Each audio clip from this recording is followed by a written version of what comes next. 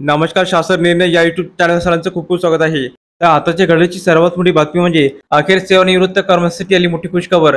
शासन निर्णय निर्गमित त्या संदर्भात या एपिसोडच्या माध्यमातून संपूर्ण अपडेट सविस्तरपणे पाहणार आहोत. तर चला सुरू करूया.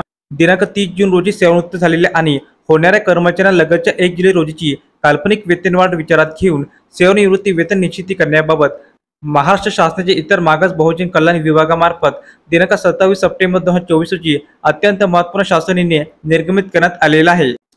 तर सर्वप्रथम पाहूया प्रस्तावना. शासन परिपत्रक संदर्भ क्रमांक 2 अन्वये दिनांक 30 जून रोजी सेवानिवृत्त झालेल्या किंवा होणाऱ्या राज्य शासकीय कर्मचाऱ्यांना लगतच्या 1 जुलै रोजीची काल्पनिक वेतनवाढ विचारात घेऊन सेवानिवृत्ती वेतन निश्चित करण्याबाबत मार्गदर्शक सूचना वित्त विभागाने निर्गमित केल्या आहे.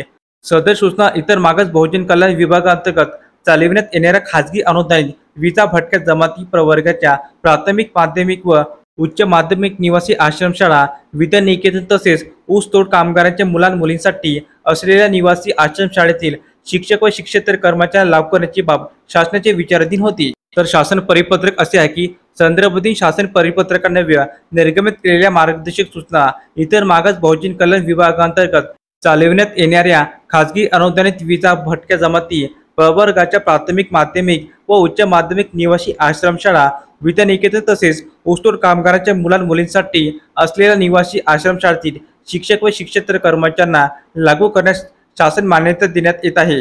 30 जून रोजी सेवानिवृत्त झालेल्या किंवा होणाऱ्या इतर मागास बहुजन कल्याण विभागांतर्गत चालविण्यात येणाऱ्या खाजगी अनुदानित विजा भटक्या जमाती प्रवर्गाच्या प्राथमिक माध्यमिक व उच्च माध्यमिक निवासी आश्रमशाळा विद्यानिकेतन तसेच ऊसतोड कामगारांच्या मुलांमुलींसाठी असलेल्या निवासी आश्रमशाळेतील शिक्षक व शिक्षकेतर कर्मचाऱ्यांना लगतच्या 1 जुलै रोजीची काल्पनिक वेतनवाढ विचारात घेऊन सेवानिवृत्ती वेतन निश्चित करण्याबाबत विभागाच्या संबंधित क्षेत्रीय कार्यालयांनी संदर्भातील परिपत्रकातील सूचनाचे काटेकोरपणे पालन करावे.